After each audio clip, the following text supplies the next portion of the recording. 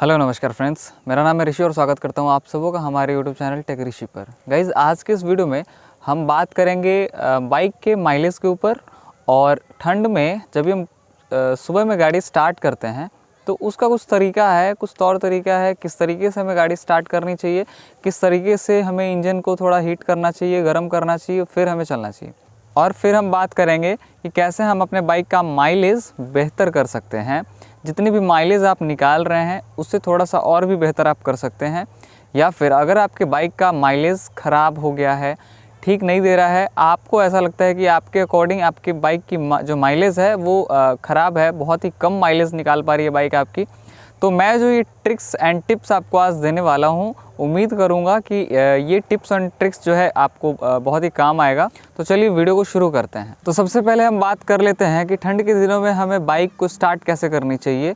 रात भर आपकी बाइक जो है वो बंद होती है और फिर जब आप सुबह उठते हैं, बाइक के साथ आपको कहीं जाना है, तो आप बस बाइक निकाला आपने और बाइक स्टार्ट किया, निकल पड़े। वो बहुत ही गलत बात होती है।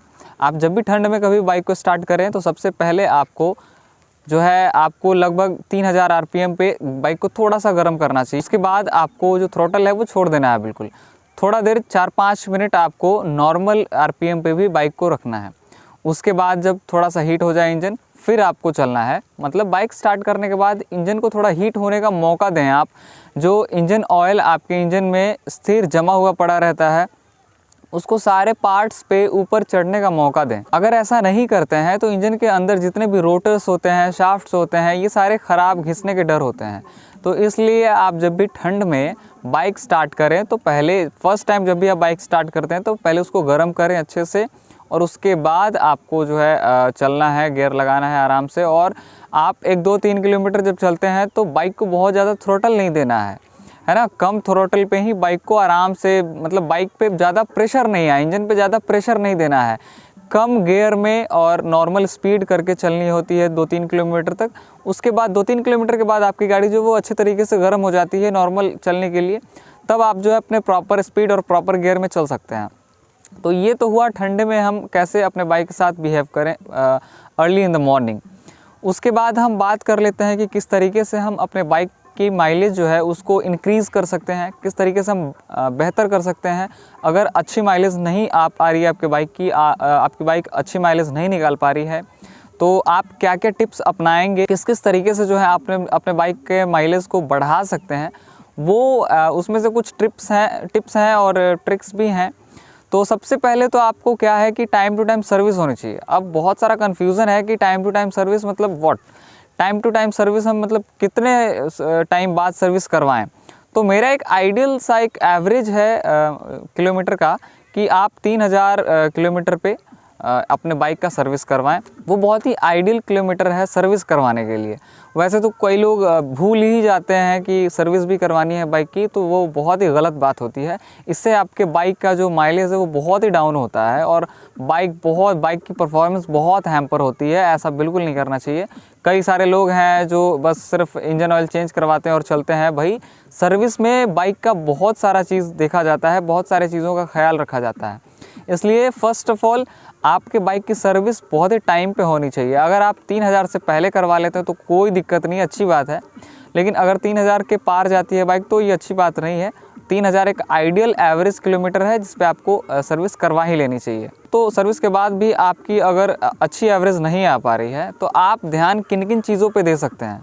सबसे पहले तो आप अपने चैन की तरफ ज़रूर एक बार ध्यान दें कि चैन जो है आपका वो बिल्कुल क्लीन ल्यूब किया हुआ लुब्रिकेंट के साथ होना चाहिए। चैन बहुत ज़्यादा टाइट नहीं होना चाहिए, बहुत ज़्यादा लूज़ नहीं होना चाहिए, क्योंकि जो ज़्यादा अगर लूज़ हो या फिर ज़्यादा टाइट हो या ज़्यादा मुड़ने में उसको प्रॉब्लम हो रहा हो, चैन रोटेट होने में अगर प्रॉब्लम हो रहा हो, है ना, तो वो क्या होता है कि ज़्यादातर पावर डिलीवरी आपकी चैन ही ले जाती है ना। इंजन से चैन को पावर मिलती है और फिर जो चैन है आपके पीछे वाले व्हील को रोटेट करता है, इस वजह से आपको बाइक को पावर मिलती है। तो क्या होता है कि बहुत सारा पावर, जब अगर चैन प्रॉपर सर्विस में नहीं है तो बहुत सारा पावर जो है वो चैन ही आपकी ले जाता है।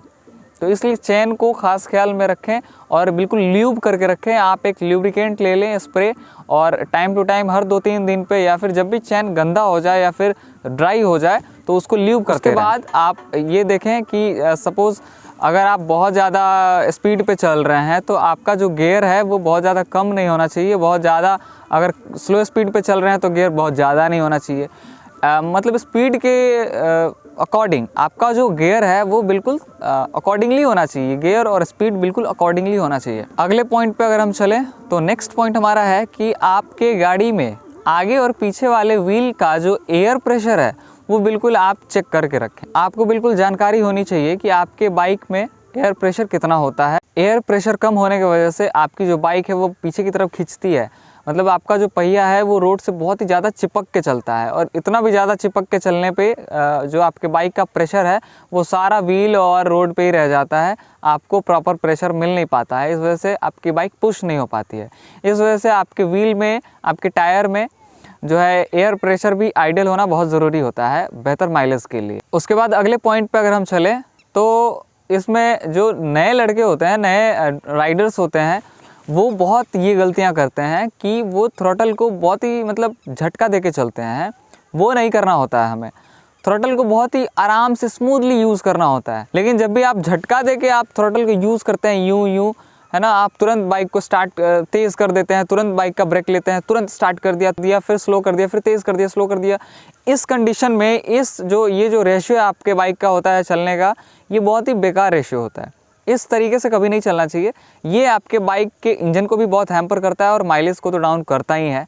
तो इन सारे पॉइंट्स पे हमें ध्यान रखना होता है बेहतर माइलेज के लिए। अच्छा हाँ, एक लास्ट मैं भूल गया बताना, अगर आप इस सारे चीज़ों का ख्याल रख रहे हैं फिर भी अगर माइलेज ठीक नहीं आ रहा है तो आप फिर मैकेनिक से मिले। हो सकता है आपका जो थ्रोटल वाल्व है उसमें गंदगी हो सकती है या फिर उसमें कुछ लीकेज वेकेज हो सकती है।